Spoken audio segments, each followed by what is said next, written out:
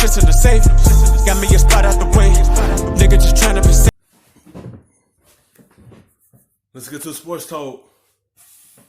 His third straight game with at least 30 points. How's he taken his game to the next level? I just love his growth. You remember a few summers ago he worked with Kobe and got a lot of criticism about too much one-on-one, too much this, too much that, but I think you're seeing the finished product, or excuse me, the evolving product. He's one of the bright young stars in this game, and he's the leader of Boston. A couple of these guys over here said they would actually draft him ahead of Zion yesterday. How about this? Luka tied Jason Kidd's Mavs record with his 21st career triple-double in the win last night. Jay, do you see Dallas making it out of the first round, though? I think potentially, depending upon how Luka plays, I think they need a lot from KP.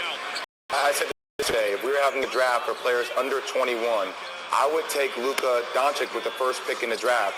He tied Jason Kidd for his 21st.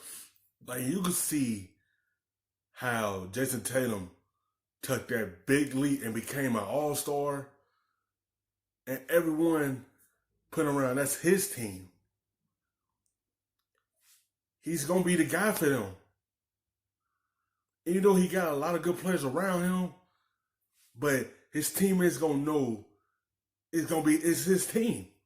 Because you see the growth in his third year of how he took a big jump, and the outcome of this team and it's affecting everyone around him. And you see how this team is sitting at the top of the East because of how everyone is together and how everyone know their role, and he know his. But you see, he emerged to be the guy because you need someone to be that superstar. You need someone to know this is their team. And Luka, you see how his first year was. That's why they got rid of Dennis Smith Jr. because of this. Because they know what Luka gonna do for them and how he gonna change the team and get the Mavericks back into the playoffs. His second year, he became an all-star. And he made everyone around him better. He changed Dallas less than 2 years of him being in there. Career triple-double in a Mavericks uniform. That's incredible. It's fun to watch. Hey, Joel Embiid will undergo an MRI today after leaving last night's loss to the Cavs with a sprained left shoulder. Jay, how concerned are you about the Sixers right now? I'm extremely concerned about the Sixers. They went from being a team that on paper had the potential to win the conference. Now with the injury to Ben Simmons, and Embiid seems to be hobbled.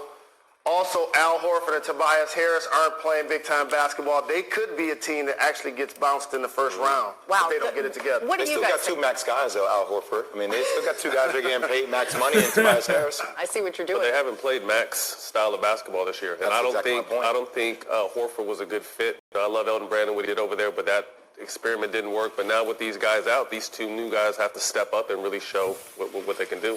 Well, and they've... If you already missing your primary point guard for some weeks, and now you're going to lose another guy in Embiid, the other half of the duel, the Sixers is going to go in a skid because Tobias Harris ain't really stepping up like that. Al Horford ain't really stepping up like that. It's just a lot circulating around them, and these pieces haven't came together and fit together. And this team lost two key pieces. It's going to be a struggle for the Sixers for the rest of the season until they get these two players back. You got to see how Embiid is going to be with that shoulder. You got to see how Simmons is with his back. said that Ben Simmons' injury is like an indefinite amount of time. They don't know when he's going to come back. So if you think about that, without those two, what are they truly in your mind? Well, I mean, you still have Josh Richardson. I mean, look, they're still a team that can try to compete for a playoff position between Al Horford, Tobias Harris. Tobias Harris hasn't been the guy.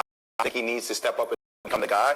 Jay Rose, I will say this, though, with Joel Embiid, even if Brett Brown does go this year, say you do make a decision, if you're Ellen Brand, you decide to keep Ben Simmons, the durability of Joel Embiid now with another injury, that hurts his trade value.